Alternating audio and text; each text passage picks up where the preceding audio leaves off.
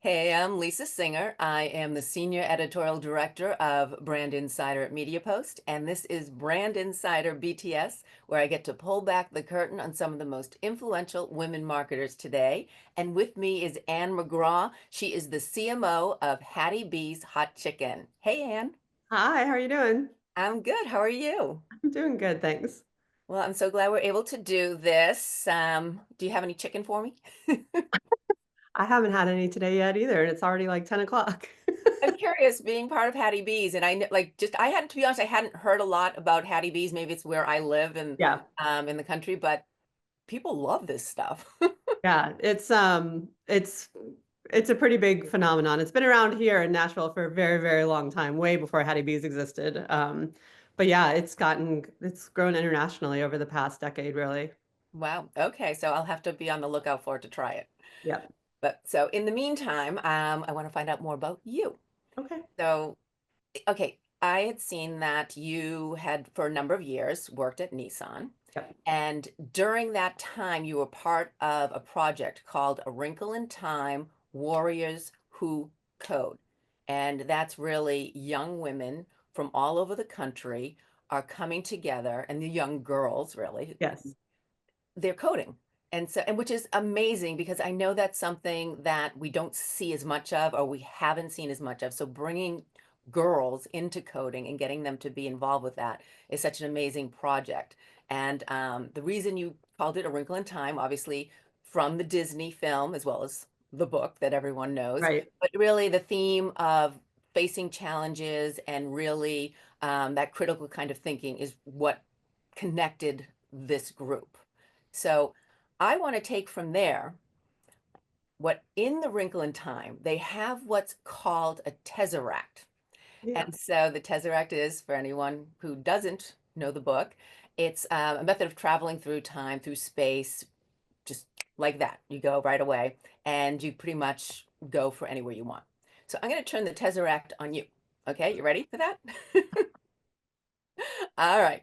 So if you could wrinkle reality and skip to any moment in your life, past or future, where would you land and why?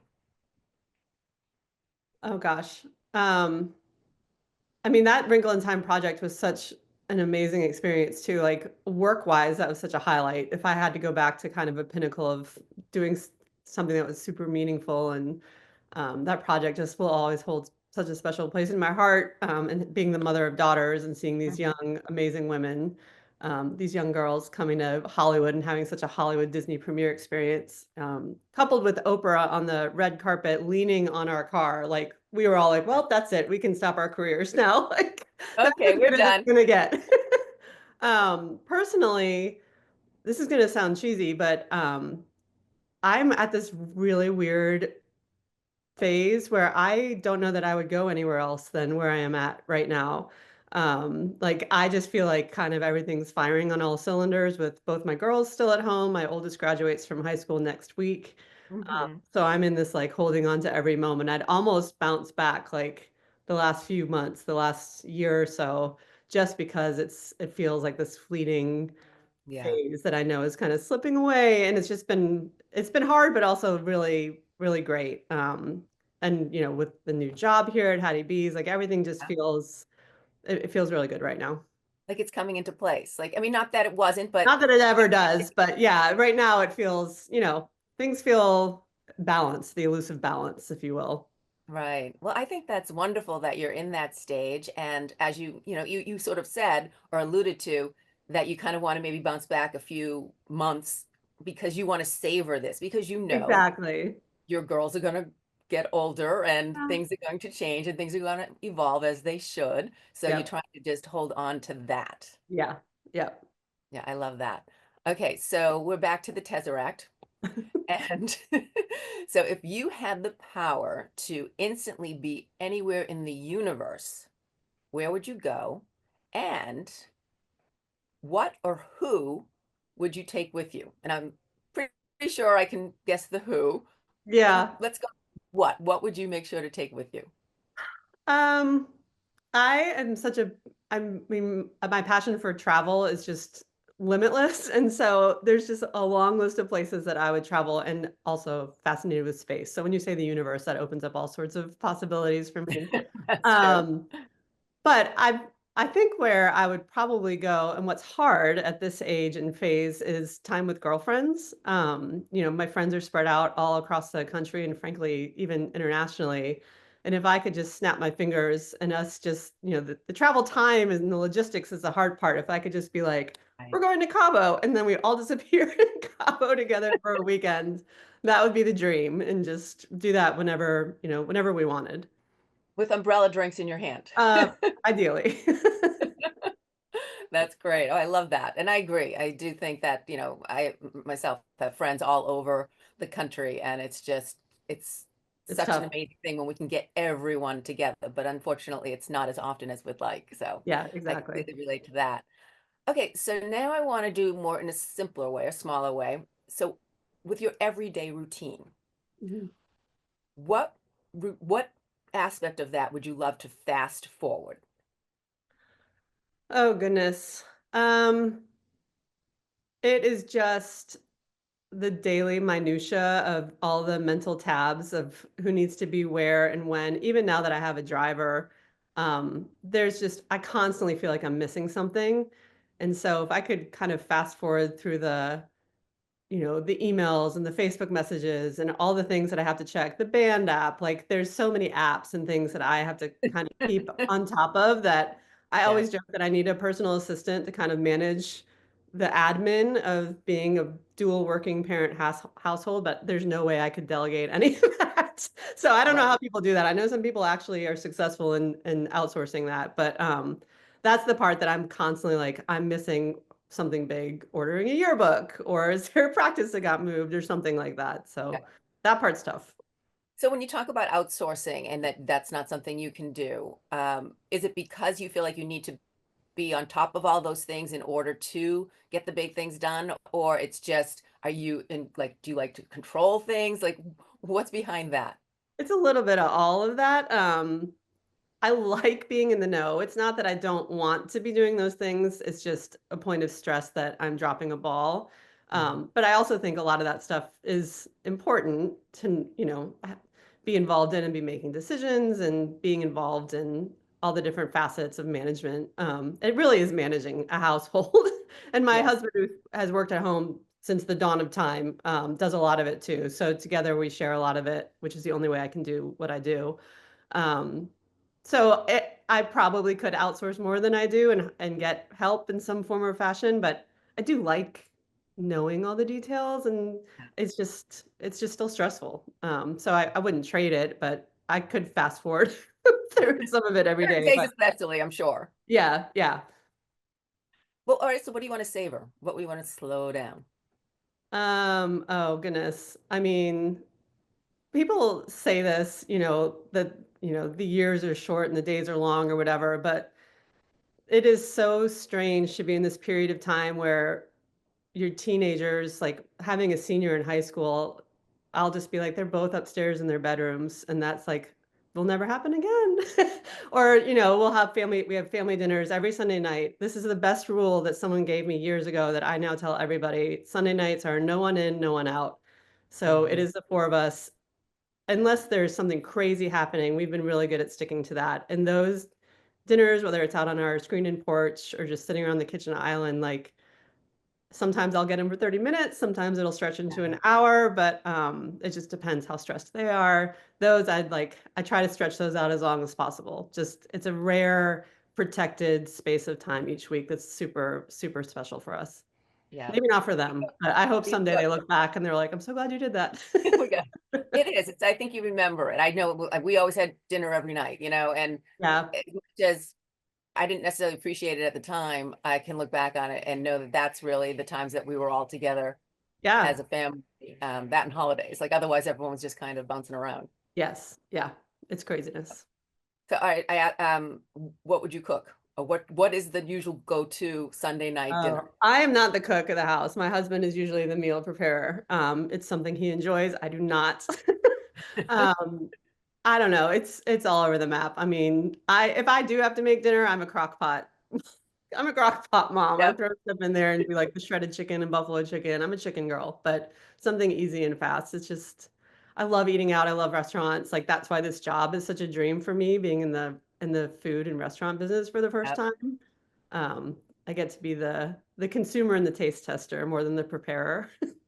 And given that you are your go-to is chicken, perfect location is Hattie B's. I know. It's great. Yep. And so again, back to the Tesseract. Okay. Tesseract. All right. The Tesseract moment is basically a shift where everything changed. Have you ever experienced that in your life? And what was it?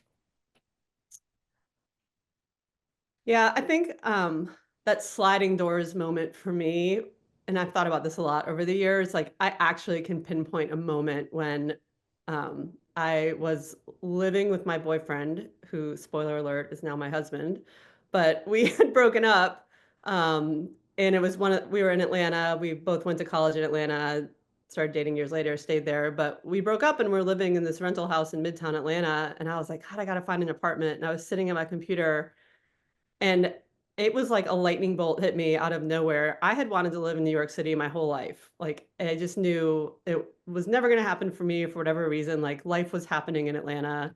Um, Mm, and it was just this moment, like, I could move to New York. Like, why? I'm 27, 28, 29. I don't even know how old I was. And I just flipped my browser and started searching, like, how do you move to New York? And my parents wow. lived in Westchester County at the time. They just moved up there a few years. I'm like, I could just go stay with them. And it was just, I think about now, like, if that had never, I don't know why it crossed my mind. I don't know why it occurred to me. Um, and I did it. And I moved up there and he followed me a few months later when he wanted to get back together. Cause I was like, I'm not coming back. You can come up Okay. here. It was, and so we lived in New York for a few years together and got engaged and married. And um, but literally, like, I think it just speaks to if you don't see something or aren't exposed to it, like the possibilities don't even cross your mind. And I think about that a lot in terms of, career decisions and, you know, just all the different paths you can take. Like sometimes you just keep doing what you're doing because you don't even know that there's other possibilities out there. Right. They seem so unreachable. And that for me was just one of those like hard pivot. Really got into advertising after that. It changed everything for me. Wow. And it may be in a sense, with I'm not saying it was a, test for your husband to follow, but you maybe were feeling like you were missing out on something. And that had nothing to do with your relationship with your Yeah, husband, maybe, but just more if you didn't do that, that would have stayed with you throughout my the whole rest of life. Yep, time. exactly. Yeah, I got to scratch that itch, even if it wasn't for long enough. You know, I'll probably be back there again at some point, I hope. But Mhm. yeah, it was just one of those things would have been very different if I had stayed there and with my same circle of friends from college, which were amazing. But like it just changed, it changed everything. Wow. No, I love that. And I do think those moments, as you said, are those possibilities. If you're not letting yourself experience them, Yeah. there's a lot of what ifs or going, you don't want that. I mean, things work, maybe you might have gone to New York and it might have been a horrible experience, but Right, you would totally. have had that Yes. experience and Yes. then gone back to Atlanta and continued on.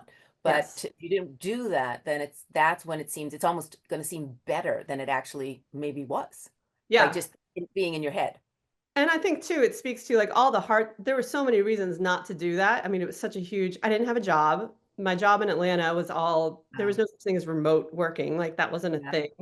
Um, but when I told them and said like, "Hey, I'm moving, sorry." I was working for GM at the time in their Atlanta office.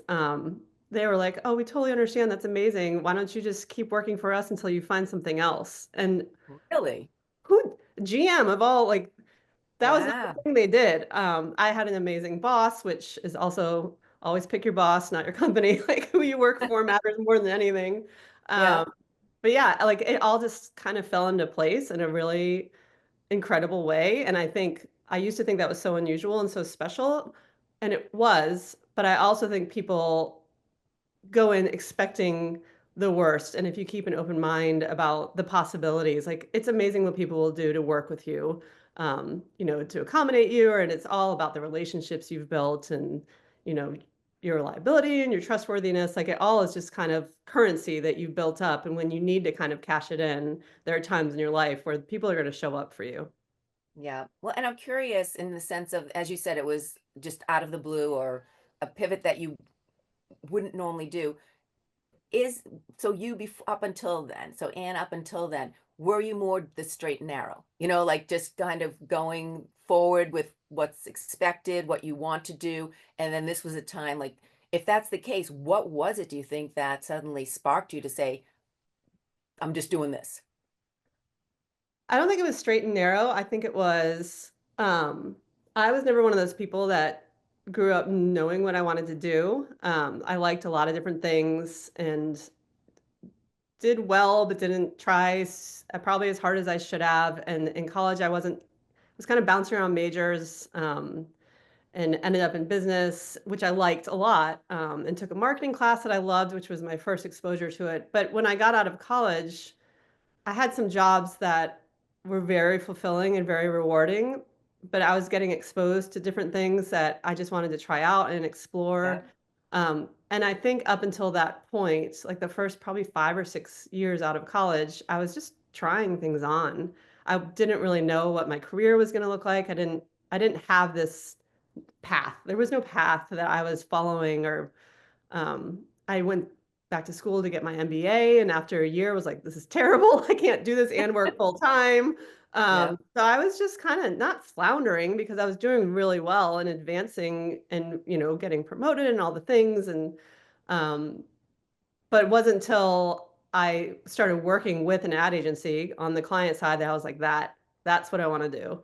Mhm. And once I saw that, Atlanta wasn't a great market for that. And so the whole New York thing, like I was like that, and that's kind of, I didn't intentionally do that, I guess. But when I got to New York and then got the agency job of my dreams Yeah. working on the Porsche account for years, like I don't know that, I don't want to say it was not intentional or that it was accidental because it wasn't. But I definitely was not thinking as like strategically probably as Right. other people do. And like, I'm going to be a nurse, which is amazing. Like you go A, B, C, D to achieve that career. Like marketing and advertising is just not Not that. ever, I think, like that for anyone.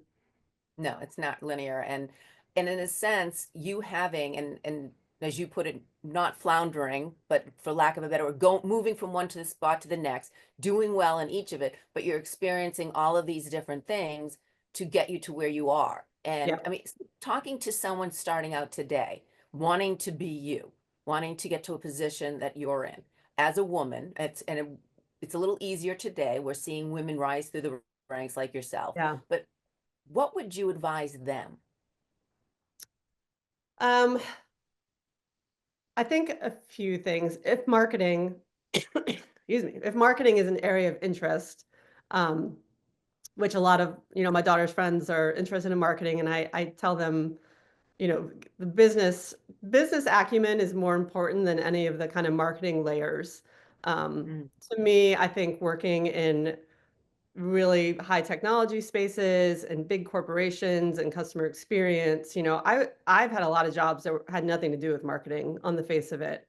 And yeah. I think my superpower is being able to work with basically anybody. I can talk techie, I can talk super creative if I need to, and just it's kind of a jack of all trades type of function. Mhm. I mean, Yeah. marketing ends up really being the traffic cop of a lot of things. Like you have to understand operations and logistics and manufacturing. Like you gotta know a little bit about a lot.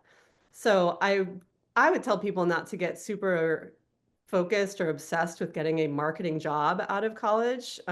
Anything that's going to give you exposure to the way businesses operate or how consumers buy things, is going to be valuable. And really, those early years of your career are just, again, building those business those business skills. And it's not even like industry doesn't matter. I think this sort of technology doesn't matter, but being able to adapt and pivot and learn quickly, no matter what the content is, what the industry is, what the product is, and how to build relationships and hone your ability to influence others, Yeah. is really the most important thing to be doing early on. Right. Well, because and the thing is, as a marketer, and you know this very well, it changes constantly. It's Yeah, whether you want it to or not, things are changing, yeah, and it's, as you said, you need to adapt, you need to pivot and be ready to do that. But there are the basic skills of making networking, like connecting with people, learning business and knowing what's right and what works, learning consumers. Those are the fundamental um, keys or fundamental strengths that you need to have in order to be a successful marketer, I think. yeah. I think it's building your self-confidence and the trust that you bring something of value to the table and to the rooms, no matter if, for my first 20 years, there was countless times. Frankly, it's still happening to me where I'm the only woman in a room. And it took me a really long time to trust my voice and trust my instincts. It's never that I felt like an other. I had it, I always worked with really great people. Um, but I do think we have an inclination to sit back and listen, which is also a superpower. But you have to get comfortable with leaning in and using your voice and taking those risks. And that's what is hard when you're younger and still learning. But being able to question things and challenge things in a respectful and productive way, like these are all just muscles you have to kind of learn how to flex and when. And then yeah, it's just there's those are sort of the soft skills that are hard to kind of teach in a Mhm. class. MBA is not teaching you how to, you know, influence others and, do all your Mhm. networking behind the scenes. So then when you get to the meeting, you're already on the same page. Like that's the power of being in these sort of roles is it's knowing how to kind of do the deals behind the Well, scenes. where did that come from? When you could walk into the room and own your voice and let your voice be heard? Because as you said, it evolved and it's harder when you're younger. But where do you think that point was where you were, no, now I can not own the room, but I can be as big of a voice as anyone else in this room? Yeah, I think I don't know. I think every situation is different. I mean, especially now having just switched into a brand new industry where I'm learning a lot. I think I think it's a lot of just being able to read the room. I think that EQ component Yep. is really powerful and strong in knowing when it's safe to use your voice, Yep. or when you kind of need to do it offline, or there's just a capacity of like feeling out different personalities and reading the situation that I think with time you can test it out and see what works and doesn't work. And watching others that you think do a really good job of it. There's some people that come in guns a blazing and challenge everything, and you can quickly be like, well, that's not working for them. Right. So Right. really, I think We all know picking that. others that are more senior or more experienced and seeing what works for them, how they're perceived, what they're able to accomplish, and then even asking them for advice and finding those mentors early on, I think is really, really important, both in your own workplace and outside of it. Yeah, and I think that's so important. You saying that is so impressive because just started at Hattie B's in January, and Yep. but CMO. Okay, so no slouch position, but you still go in there watching the room, listening, and then that's when whether you have something to say or whether you hold back, and even at this level, you're still able to say this is what you need to do. And I think that's valuable advice to anyone, whatever level you're at. Yeah, for sure. And I think, listen, I grew up moving constantly. We moved a million times growing up. And so I'm so used to, I think, being dropped in new situations. And my career's kind of been the same way. And the worst thing you can do coming into any new environment is pretending like you know more than the people that have been there. And odds Right. are 99% of the time you don't. But the 1% of things that you do know, like you got to find the right time to work that in a productive way. So I just think I have a lot of practice with um, assuming that there's a lot that I don't know and have to learn. But also I'm there because I do have new perspectives and new opinions, and like there is a reason that they brought you to that table for a reason. And being able to figure out when to apply that and when to contribute and when to hold back is just something that I think just takes a little bit of practice. Yep, totally agree. Well, okay, so I always do my snooping, as I say, and on LinkedIn, and it's also seen on your, LinkedIn is not profile. snooping. I go everywhere. It's not just LinkedIn, but That's good reporting. we'll stick with LinkedIn for this. And but you took a 5 years off away, not off. You were still working, but Yeah, you sort of took a step back to raise your daughters. And but you chose to do that when they were in their teens, when they were, getting, or maybe just getting in, going into that age, as opposed yeah, to as babies. And that, as you posted, is a trend now. It's what is it? Something like uh, um, new trend. Parents of teens are taking breaks from their careers. So obviously that's something that people are doing. But I want to ask for you, why was it important at that time to be with your daughters more so than say when they were babies? And maybe that had something to do more with your own career and where it was yeah. at, or what you thought was more important for them, or talk about that and how you made that decision. Yeah, I don't know that any of it was, again, planned or a conscious choice. I mean, anybody that works with little kid with babies and toddlers and like that is a different kind of working mom exhaustion. It is physical. It is Yep. racing to daycare to, these very small window after work to do all the things and get them to bed early. And it is just hard. And I thought a million times about dropping out and quitting and being a stay-at-home mom or trying to find something part-time. And um, all of it, it was I mean, almost a daily, it felt like struggle for many, many years. But I was rewarded at work and fulfilling, and I knew it was doing all the things for my family. And I also knew I'd go crazy at home, and I probably would have. Um, and my kids were thriving at daycare and elementary school. They were great. So, all that to say, I think I stuck it out for better or worse. And, again, like built up that kind of currency and all the Yep. amazing relationships that I built to get to where when COVID hit and we all were at home all Mhm. together for a lot, and my husband, who'd worked at home forever, was like, "What is happening? this This is is my this space. is my space." It was a shock to everyone's system. Um, but I kept working. I was working remotely, for Nissan still. I'd been there almost 10 years at that point, and everybody was home. And then we started going back into the office, 1 to 2 times a week, after about, I guess, a year, maybe, a little over a year. And I quickly realized, because my girls were in middle school, at that time, early high school, having been home with them and being available to them during that phase, I Mhm. just had that moment like, this is what I need to be doing, and it was honestly, if COVID hadn't hit, I don't know that I would have realized that. I'll never know. But in that way, it was just a gift to see like how much they actually kind of liked me being around, in the afternoons when they'd be home from school and like getting to pick them up from school, which takes me 5 minutes. We live a mile, but I could drop what I'm doing and block that off on my calendar and do that pretty easily from home.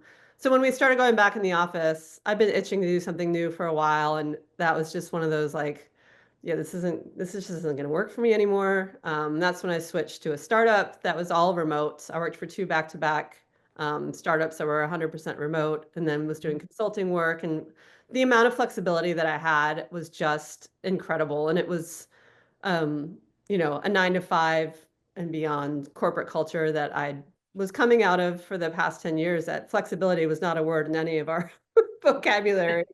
Uh-huh.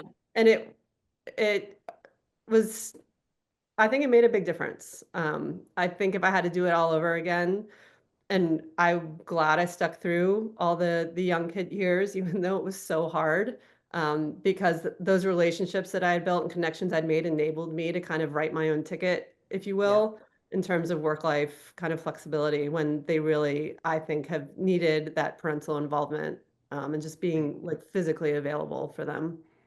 Well, and it makes sense. I mean, and obviously there's all different, points of views in the sense of, Yes. be with them when they're first babies and whatever. But I honestly kind of see it as the age you were with your daughters, you can connect with them more. A baby, yes, it's the love, and as long Yeah. as they're feeling loved. But then at that age, it's about you. I mean, and so again, I'm not a mom, so don't write in and say this. So but that's I can almost see that. So you can have that connection as well as you said, you have that currency where then you now, when you were ready to go back, you Yep. had those contacts and you were able to get back in at CMO level as opposed to maybe starting from scratch at an older age. So there's a Yeah. lot of different, I mean, I think everyone has their own path and that's 100%. And there's no more right or wrong important. way for sure. I think Right. just especially having two girls and like the teenage years for girls and how I had it so hard. I mean, it's just you couldn't pay me to go back to being a teenager, especially like the stuff that they're dealing with now is crazy. Um, Yeah. and Oh, I just sure. think it's been really important to be available. And frankly, even coming to Hattie B's, that was a big part of the conversation and why I love the culture so much is it is so family oriented Mm. in all the ways, even for people that are not parents. Like they're like, listen, this is we love what we're doing, but this is not why we're doing it. You know, we're doing it for family, and they really, really believe that. And so that transition has actually been way easier than I thought it would be because I'm back in an office now. So I realize it's not being in an office that is hard. It's just it depends which office, and That's kind of huge. yeah, This, yeah. as you said, pick your boss, not just the job. And I've had wonderful bosses. I mean, I would never have survived as long as I did in corporate America in any way if I haven't had amazing, supportive, and frank, almost all men who have. I've been very lucky at who I've been able to work for that bent over backwards to provide as much flexibility as was possible in a kind of rigid environment. Yeah, no, it sounds it completely from GM to, where you are right now. Yeah. So I'm sorry, I do want to bring you back to your childhood, to Oh your gosh, angst years. my inner child. Yeah. Is what you said. You don't want to go back there. Well, I'm going to bring you back there. So, Okay. because you also talked about on LinkedIn or posted about being part of the carpool, which you mentioned with your daughters. And it's just such a time to hear everything they're talking about, all their angst, boy trouble, mean girl trouble, what they're going to wear for the weekend, what they're going to do for the weekend, all of these things. So that this is your joy with your daughters. So what was your mom listening to with you in the back with your friends? What was your angst? Oh my gosh. Um, I'm sure it's the same for everybody, you know, friend drama, boys. It's just figuring out your place in the world. Like no one, I think at that age you're just struggling to it's like your first what is life? Like what is the meaning of all of this and what is my role? What is my place? Where do I fit? And trying desperately, I think, to figure out what your path is. Um, Hmm. and so there's just a lot of angst and anxiety and like wondering and worrying and fretting and everything feels weird and stupid and meaningless. And I think for me, hearing their conversations, it's like there are such moments of joy, just like pure little inner child joy that still, even in teenagers, seep out and like helping them in some way or like protecting them, letting them lean into that as much as they can and Yeah. while they still can. Um, you know, I think a lot of it just feels very big and very important and trying to emphasize like it's gonna be okay. This is gonna feel silly later, so just don't worry so much about it. So And that sounds like maybe, acknowledging the stress is real and it's valid, but like it's not as consequential as it all feels in the moment. well, I was going to say, so that sounds like maybe the advice you would give to young Anne back then to sort of, you're going to deal with this angst, but it's just a blip kind of thing. Yeah, it's, you know, you're gonna figure it out. I tell this to my girls all the time. I'm like, don't try to make decisions you don't have to make yet. Um, and I say that at work all the time too. I'm like, very few decisions are like permanent. You can always change your mind. You can always do something different. So again, like what's most important in this phase for them and kind of forever is just being the best version of yourself as much as you can and being that person that people like to be around for because you're genuine and care and kind and not putting on some fake show because that's who they expect you to show up and be. It's just Right. being your authentic self, which we're Yeah. all. like leaning into that as much as we can. Yeah, but it can be hard when you're in, especially in high school, and it's like, Ugh. you want to be a popular girl or the this, the smart one, or whatever it may be, whatever label that is. And now, as you mentioned, even today with social media and what everyone's dealing with that way, I couldn't imagine. I mean, I know I had some mean girls, and if I was dealing with it more, like I dealt with it at school or maybe Yeah. after school. But Oh, it's imagine 24/7. going out to the world on social media. Yeah. I couldn't imagine. It honestly, and I think both my girls would tell you they're 17 and 15. They just had, and if they could snap their fingers and make phones disappear forever, I think this whole generation would do that. Like Wow. they know Yeah. it's bad for everyone, and no one knows how to fix it. But yeah, what they're dealing with is very different than what we are, and it is terrifying, and we'll probably be dealing with the fallout for this for a really long time as a kind of A a whole new level. society. Yeah, Yeah. yeah. No. All right. I want to end on a nice, we have time for one more. Okay. I want to know a small, maybe even inconsequential, or could be important, but something about you that most people don't know. Oh my gosh. Maybe it's I something think you some do, a people know secret this. talent. What's that? Maybe it's something you do or a secret talent. I am a big space nerd. I really wanted to Good, be an good. astronaut, and like I saw the Challenger from my schoolyard in third grade, and that like was crazy. And I went to space camp, was going to be an astronaut, and then that was back when Wow. I had bad vision, and they were like, "Whoops, sorry," because there was no such thing as LASIK. Um, so it like derailed my astronaut dreams when I went to space camp. But I have retained this not obsession. I just love everything about it. And so my girls' friends know they come over and I have alarms on my phone that say the space station's flying overhead. I've shown everyone I know. I'm like, that's the Oh my space station. And gosh. we go out and view it. And we have a telescope and all the fun things. So it's just kind of a quirky little thing. I'm the space mom. I love that. That's awesome. Are your girls, are they No, I contagious? tried No, so they hard. I mean, they think it's cool, but neither of them, they're like, no, not going to do that. So, not interested. Okay. Well, I love that. Yep. Well, Anne, thank you so much. This has been such a pleasure. I really appreciate Oh, you thank you taking the so much. This has time. been great. Good. I'm glad you enjoyed it. And thanks for watching. Hopefully, we'll see you again next time. Bye, Anne. Thank you. Bye. Thanks.